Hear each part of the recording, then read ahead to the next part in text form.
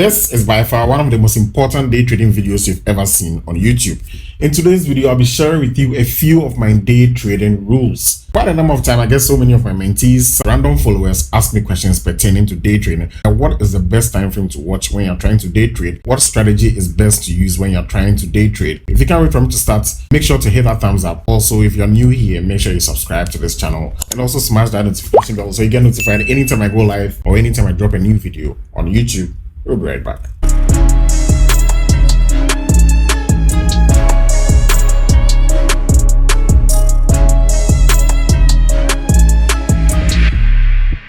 What is going on, guys? Common Forex, the Marksman here. Welcome back to my channel. In today's video, I'll be sharing with you a few of the rules I use. Just 2 rules in your trading arsenal, which can help you catch trades like this or catch trades like this, and also have the confidence to hold your trades even when they are going against you or even when you are seeing a bit of drawdowns on them. With a few tips I'll also be sharing with you today. I'll be using a few trades I've actually taken this week, and then I also share these trades with my community as well. So if you are here and you're not in my Telegram community, make sure to hit that link in the description to also join the trading community on Telegram, where I share trading knowledge, trading signals on a daily basis. So guys, if you look on my screens here, you can clearly see GBP AUD. So the first trade I took was on GBP AUD. So I took this trade on Monday morning around 7 a.m. We are on the 15 minutes time frame. And the first rule I want to share with you, which is the most important one, is that all I do when I'm day trading is to simply employ all the tools, all the strategies I use on my higher time frame to the lower time frame.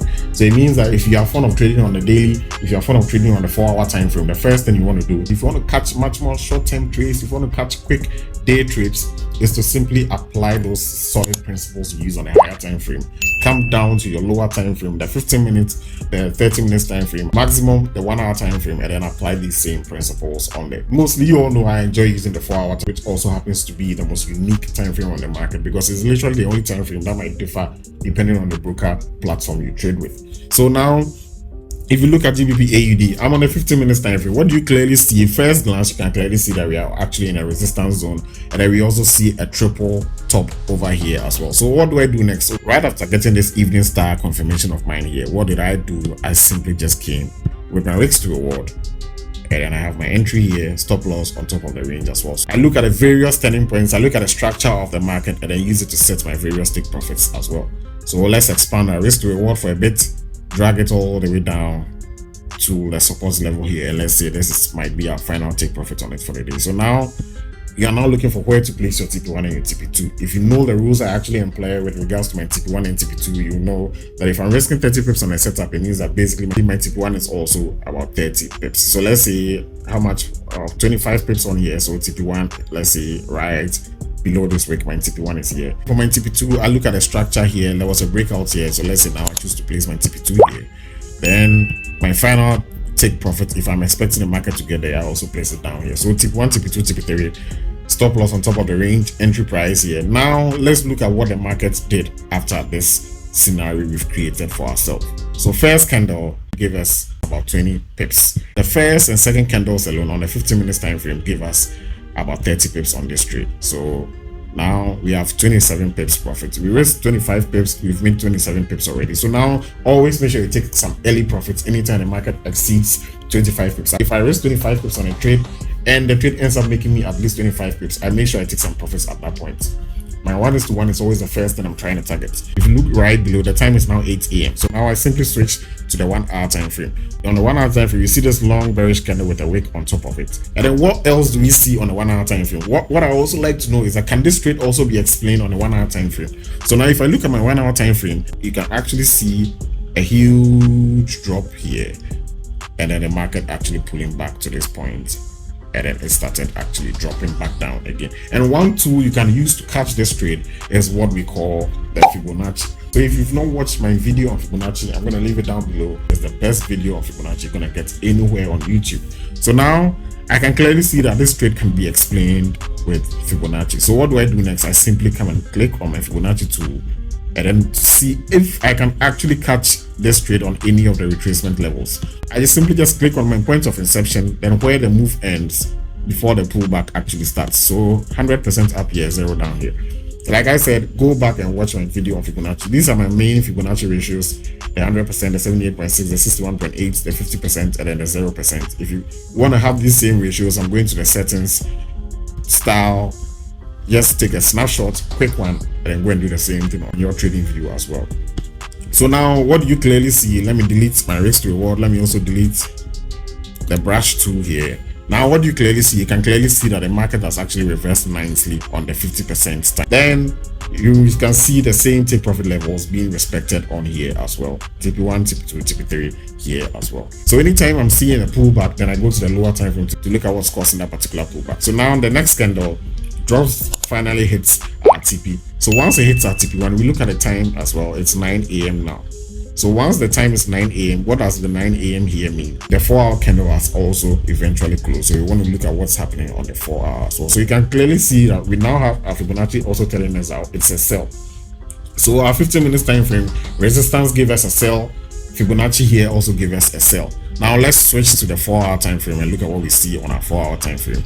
Now the market is clearly respecting your same Fibonacci levels. So on the 4-hour, 100 0 down here is still consolidating along the 50% on the Fibonacci. So on the 4-hour, there's not even a confirmation for this trade yet. We need the confidence that the trade is still going to go in our favor, because the 4-hour is clearly respecting the key Fibonacci level. And then if you look clearly, you can also see a chart pattern. A chart pattern I like to call the head and shoulder pattern.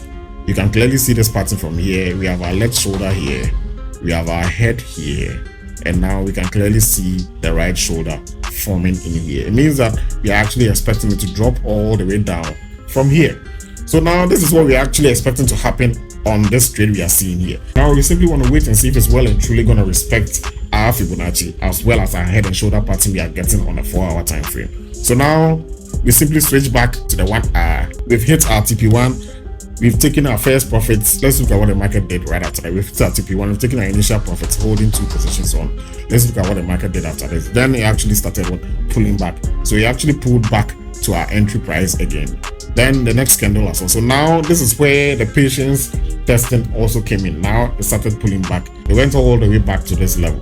And then I simply just go back to the 15 minutes time frame to look at what's happening there. So you clearly see that on the 15 minutes time frame, it's going back to respect the resistance again. Obviously, I'm expecting it to drop again from here. The second secret here is that now I can simply come and add another position on this trade. Stop loss on top of the range. So the next candle does what for us? Runs straight into profit. We made another extra 20 pips because what we believe in switching time frames and looking at what happens anytime the market pulls back. Simply switch time frames and look at what's happening over there. Along that time, we can see clearly that the time is now 1 p.m, which means our 4-hour candle is closing again. So what do? We now switch to the 4-hour to see if we are going to see a swing setup on the 4-hour. And wonderfully, we see a solid bearish engulfing closing along the 50% Fibonacci, also right along the right shoulder, which was formed on the head and shoulder pattern, meaning that now we are expecting our markets to drop and then give us our profit. So here you can now bring your stop losses to entry, hold your trades, or even add a new position down here. So realize that we had 2 positions. We added one after the pullback we got on the 15 minutes time frame. Then you can now bring all your stop losses to your entry or bring it in profits and then hold your trades with confidence, because the 4-hour time frame has actually now come to actually give you a solid confluence with your 15 minutes as well as a 1-hour time frame. So let's look at what happened to this trade right after.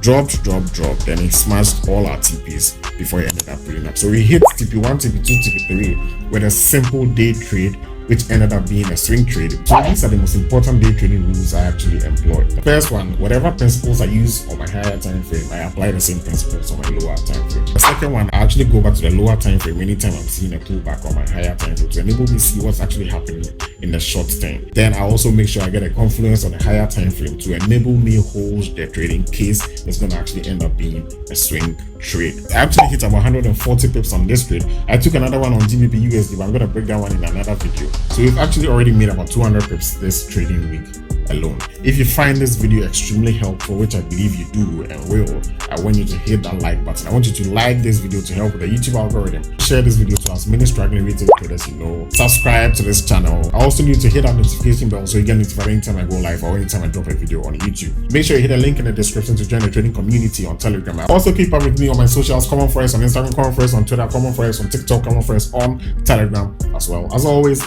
thank you very much for joining me in this one. See you in the next one.